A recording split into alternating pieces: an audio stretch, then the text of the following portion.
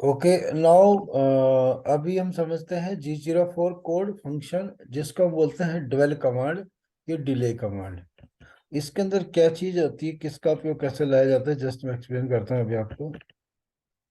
डवेल के लिए स्टैंडर्ड प्रारंभिक कमांड जिसको हम बोलते हैं प्रीपेटरी कमांड G04 है, और अन्य कमांड की तरह G04 का उपयोग केवल स्वयं ही करेगा। इसे हमेशा दूसरे एड्रेस के साथ इस्तेमाल किया जाना चाहिए। इस केस में ठहरने की अवधि जिसको हम बोलते हैं डिले टाइम, ठहराव निर्दिष्ट करते हुए। ड्वेल के लिए तीन पते का उपयोग किया जा सकता है, वे एक्स, पी और यू। केवल सीएनसी लेथ के लिए उपयोग किया जाता है यू। चयनित पते द्वारा, जो सिलेक्टेड हमारा एड्रेस है उसके द्वारा निर्दिष्ट वास्तविक समय अवधि या तो मिली सेकेंड में होगी या सेकंड में, जिसके आधार पर एड्रेस का उपयोग किया गया था। कुछ कंट्रोल सिस्टम प्रोग्रामिंग डुअल के लिए एक अलग एड्रेस का उपयोग कर सकते हैं, लेकिन इसका मुख्य उद्देश्य और साथ ही प्रोग्रामिंग तरीके समान हैं। कोड में भी अलग हो सकता है बट तरीका सबका एक ही है। सीएनसी मशीनिंग सेंटर के लिए कई फिक्स साइकिल भी डुअल का उपयोग करते हैं।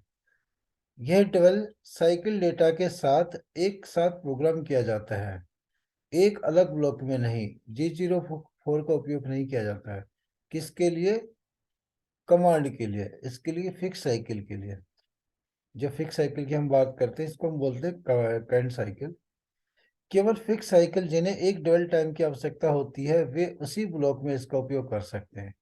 अन्य सभी एप्लीकेशन के लिए डुअल कमांड को एक स्वतंत्र इंडिपेंडेंट ब्लॉक के रूप में प्रोग्राम किया जाना चाहिए।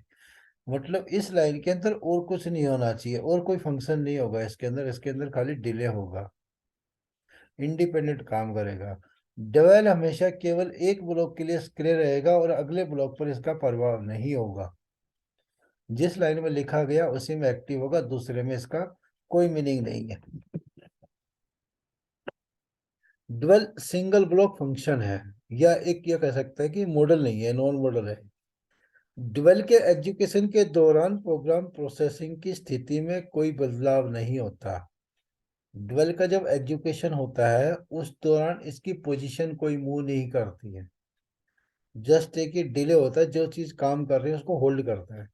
केवल साइकिल टाइम प्रभावित होता है। साइकिल टाइम क्यों प्रभावित होता है? कि उस दौरान खाली मशीन आपकी आइडल खड़ी है, कोई वर्किंग नहीं कर रही है, ना कोई मोशन होता है। डुअल कमांड का स्ट्रक्चर क्या है? The structure of format of the dual time is X5.3, U5.3 and P5.3। X जो यूज प्रयोग में लाया जाता है all machining excluding fix cycle. X का उपयोग कहीं भी कर सकते हैं हम डुअल के लिए, खाली फिक्स साइकिल के अंदर नहीं है, ये करंट साइकिल के अंदर नहीं कर सकते। यू का उपयोग खाली लेथ मशीन के अंदर किया जाता है जिसको हम टर्निंग सेंटर बोलते हैं। पी का उपयोग ऑल मशीन में किया जाता है इंक्लूडिंग फिक्स साइकिल। पी का उपयोग हर किसी में हर जगह कर सकते हैं, कैंट साइकिल हो, बिना कैंट साइकिल के हो, तो पी हमारा हर जगह काम करता है। बट पी में एक मतलब मीनिंग ये है कि ये विदाउट डेसिमल काम करता है। किसी भी मामले में विशिष्ट प्रतिनिधि दशमलव बिंदु के बाद 5 अंकों से पहले और 3 अंकों का होता है। हालांकि यह अलग अलग कंट्रोल सिस्टम पर भिन्न हो सकता है, क्योंकि मिली सेकेंड या कुछ सेकेंड का उपयोग डुअल की इकाइयों के रूप में किया जा सकता है। इसके लिए इसके संबंध स्थापित किए जाते हैं, मतलब इसके स्टेब्लिश किए जाते हैं। 1 second is equal 1000 millisecond. 1 second is equal 1000 millisecond. 1000 millisecond is 0.001 millisecond. यहाँ पे एस सेकेंड है, एम एस का मतलब मिली सेकेंड है। ये जो हमने फॉर्मूला बताया इसके अंदर। Example practical application of the dual format. G04X2.0 preferred for long dwell in seconds। जहां पे हमें लगता है कि 5 सेकंड, 10 सेकंड, 8 सेकंड रोकना है, वहां पे डेसिमल वाला यूज करना है एक्स। बट जहां पे कि बहुत शॉर्ट टाइम के लिए रोकना है मिली सेकेंड के अंदर, वहां पे हम उपयोग करेंगे G04P का, जो हमारा विदाउट डेसिमल काम करता है। प्रेफर्ड फॉर शॉर्ट और मीडियम डिवेल इन मिली सेकेंड। और G04 का उपयोग यू के साथ यूज करते हैं लेथ ओनली इन सेकेंड्स। तो हमारे पास ऑप्शन क्या है, ये सेकंड है, ये मिली सेकंड है और ये फिर सेकंड है। इन उदाहरणों में केवल 2 सेकंड का या 2000 मिली सेकंड है।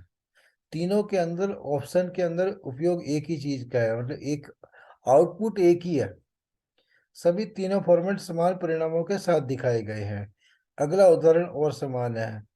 G04X 0.5, G04P 500 या U.5। यह उदाहरण 500 मिली सेकेंड या 1 सेकंड के आधे हिस्से के ड्यूअल को दिखाता है। फिर से तीनों फॉर्मेट दिखाए गए हैं और मीनिंग एक ही है। एक सीएनसी प्रोग्राम में ड्यूअल फंक्शन का उपयोग निम्न तरीके से किया जा सकता है। ध्यान दें कि दो अलग अलग मोशन के बीच ड्यूअल को एक अलग ब्लॉक में प्रोग्राम किया जाता है। यहाँ पे हमारा G01 मोशन काम कर रहा है Z-1.5 फीट दिस में। और जब ये एक्टिव हो जाए, कंप्लीट हो जाएगा, उसके बाद इस लाइन पे जाने से पहले, इस लाइन के बाद तुरंत वहां पे कुछ देर के लिए होल्ड हो जाएगी। एक्सिस मोशन आपकी होल्ड हो जाएगी। G04X 0.3, मतलब 3 सेकेंड, 0.3 सेकेंड के लिए आपका वहां पे जो भी मशीन है वहां पे होल्ड हो जाएगी, टूल हो या कुछ भी हो वहां पे। नेक्स्ट लाइन चलेगी आपकी Z-2.7। कहने का मतलब अगर जेड में चल रहा है तो वहां पे रुकेगा, फिर अगले फिर जाएगा आपका। एक्स या यू एड्रेस का उपयोग करने वाले प्रोग्राम संभवतः नए प्रोग्रामर के लिए एक संभावित भ्रम पैदा कर सकते हैं। यू एक्स और यू एड्रेस गलत तरीके से एक एक्सिस मोशन के रूप में व्याख्या की जा सकती है। ऐसा कभी नहीं होगा। परिभाषा भाषा के अनुसार एक्स एक्सिस और इसके लेथ के application U axis dwell axis है। X axis in the only axis common to all CNC machines. X axis जो होती है आपकी सभी मशीनों के लिए कॉमन होता है, चाहे वो टर्निंग हो या मशीनिंग हो।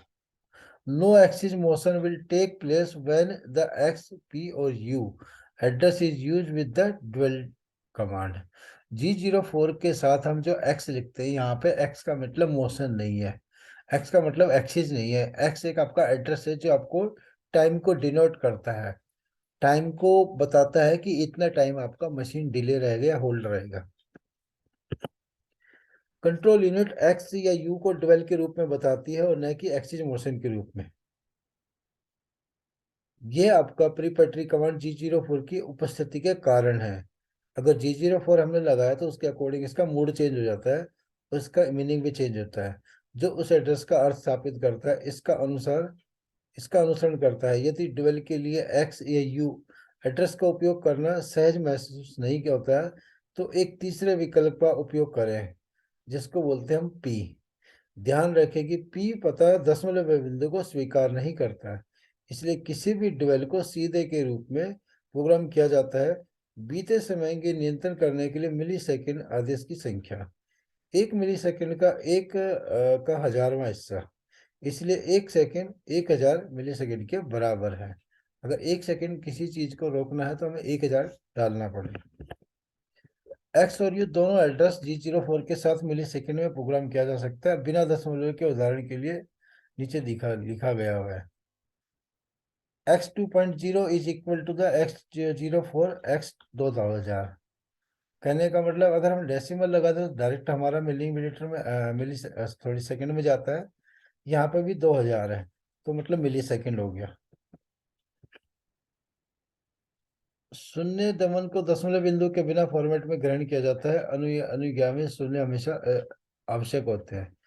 डेसिमल से पहले जो जीरो लग रहे हैं वो मायने नहीं रखते, डेसिमल के बाद जो जीरो लग रहे हैं और उसके बाद जो वैल्यूज है वो इम्पोर्टेंट है। यहाँ पे हमने P1 इजिकल P001 1 मिली सेकेंड, इसकी वैल्यू आउटपुट इतनी आएगी। P10 का मतलब होता है आपका 10 मिली सेकेंड, P100 का मतलब 100 मिली सेकेंड और 1000 का मतलब 1000 मिली सेकेंड। जबकि मिनिमम डिवेल्ड अधिकतम डिवेल की तुलना में अधिक महत्वपूर्ण है। प्रत्येक कंट्रोल में अधिकतम ड्वेल टाइम के लिए सीमा होती है। दशमलव बिंदु के सामने 5 अंकों का उपयोग करने वाले फॉर्मेट और इसके बाद 3 अंकों के लिए ड्वेल लिमिट 0.001 है और न्यूनतम इसकी 999 के सेकंड के बीच में है। यह 27 घंटे 46 मिनट और 39 सेकंड तक शून्य है। न्यूनतम 1 से 2 के एक ड्वेल लिमिट के बराबर है। हम इसका इतना टाइम डाल सकते हैं जितना हमारी वैल्यूज दी गई हैं, 27 घंटे 46 मिनट और 39 सेकंड तक। न्यूनतम कितना है? 1000 का 1 हिस्से के स्थान के बराबर। एक्स और पी एड्रेस का उपयोग करने वाले double programming application machining centre और लेथ दोनों के लिए समान है, लेकिन यू एड्रेस का उपयोग केवल डिलेज प्रोग्रामों के लिए किया जा सकता है। मीट्रिक के इंचेस डायमेंशन यूनिट के चयन का डबल के कार्य पर कोई प्रभाव नहीं पड़ता, क्योंकि समय डायमेंशन नहीं है। ये इंचेज में काम करे, मीट्रिक में काम करे, किसी में काम करे, क्योंकि ये यूनिट अलग है। ना इंच में आती है, मिनट्स में आती है, मिलीमीटर में आती है, ओनली इसकी वैल्यू जो होती है सेकेंड्स में। डुअल टाइम सिलेक्शन, ये मैंने डुअल टाइम सिलेक्शन का भी अब एग्जांपल बताया, सेम वही है।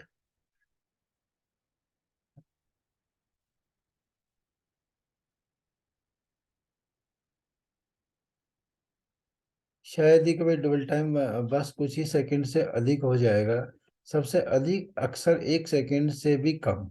डुअल हमेशा एक अनुपात समय होता है, मतलब नॉन प्रोडक्टिविटी टाइम होता है।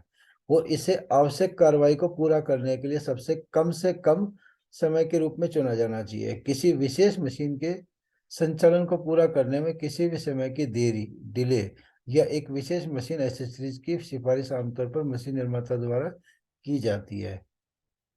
उद्देश्य को काटने के लिए समय का चयन करना हमेशा प्रोग्रामर की जिम्मेवारी होती है।